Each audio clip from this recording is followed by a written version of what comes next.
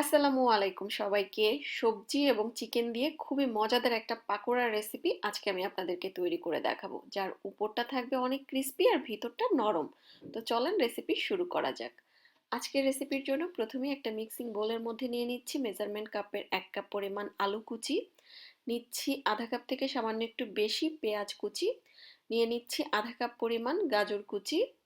এবার এর মধ্যে আমি নিয়ে নিচ্ছি 1 কাপ পরিমাণ বাঁধাকপি কুচি, তবে বাঁধাকপিটা হাতের কাছে না থাকলে না দিলেও হবে।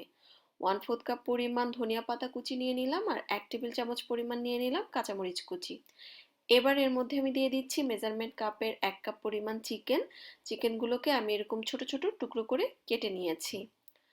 এখন এর মধ্যে দিয়ে দিচ্ছি 1 টেবিল চামচ পরিমাণ আদা রসুন বাটা, দিচ্ছি 1 চা চামচ পরিমাণ লাল মরিচের গুঁড়া, দিয়ে দিচ্ছি 1 চা চামচ পরিমাণ জিরার গুঁড়া, আরও দিচ্ছি 1 চা চামচ পরিমাণ গরম মশলার গুঁড়া। এবার এর মধ্যে আমি দিয়ে দিচ্ছি 1/4 কাপ পরিমাণ চালের গুঁড়া, আর সাথে দিচ্ছি আধা কাপ পরিমাণ ময়দা। ময়দার পরিবর্তে এখানে আপনারা বেসনও ইউজ করতে পারবেন। দিয়ে দিচ্ছি স্বাদ মতো লবণ, সব কিছুর জন্য যতটুকু দরকার। এবার খুবই আলতো হাতে আস্তে আস্তে সবকিছু একটু মিশিয়ে নিতে হবে, এবং সবকিছু যখন মিশাবো তখন খুবই সবকিছু একটু ড্রাই মনে হবে, কিন্তু পরবর্তীতে কিন্তু আমরা যখন পুরোপুরি মিশ্রণটা রেডি করব তখন একটা বাইন্ডিংয়ে চলে আসবে। সবকিছু মিশিয়ে নেওয়ার পরে এবার আমি খুবই সামান্য একটু পানি দিয়ে এই মিশ্রণটাকে মেখে নিব। পানির পরিমাণটা খুবই অল্প দিবেন, কারণ পরবর্তীতে কিন্তু এটা মেখে নিতে নিতে সবজি থেকেও পানিটা ছাড়বে, তখন কিন্তু আবার মিশ্রণটা বেশি নরম হয়ে যাবে। আর মিশ্রণটা যদি বেশি নরম হয়ে যায় তাহলে কিন্তু পাকোড়াগুলো ক্রিস্পি হবে না।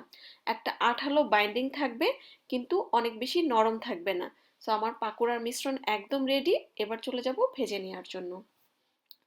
চুলায় একটা হাঁড়িতে আমি বেশ কিছুটা তেল গরম করতে দিয়েছি। তেলটাকে খুব ভালোভাবে গরম করে এক এক করে পাকোড়াগুলো দিতে হবে। তেল যদি হালকা গরম থাকে তাহলে কিন্তু পাকোড়াগুলো খুলে যাওয়ার ভয় থাকবে, আর ক্রিস্পিও হবে না। তাই তেলটাকে ভালোভাবে গরম করে নিয়ে পাকোড়াগুলো দিতে হবে, এবং মাঝারি আঁচে যখন এরকম একটা সাইড হয়ে যাবে লালচে, ওই পর্যায়ে উল্টে দিতে হবে। একটা সাইড না হওয়ার আগে উল্টাতে যাবেন না, তাহলেও পাকোড়াগুলো খুলে যাওয়ার একটা ভয় থাকবে। দুটো সাইড লালচে করে ভাজা হয়ে গেলে তেল থেকে তুলে নিব এবং একইভাবে বাকিগুলো ভেজে নিব।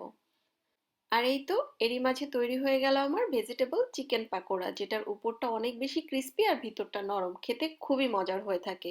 তো আশা করছি রেসিপি ভালো লেগেছে। আজকে বিদায় নিচ্ছি। আল্লাহ হাফেজ।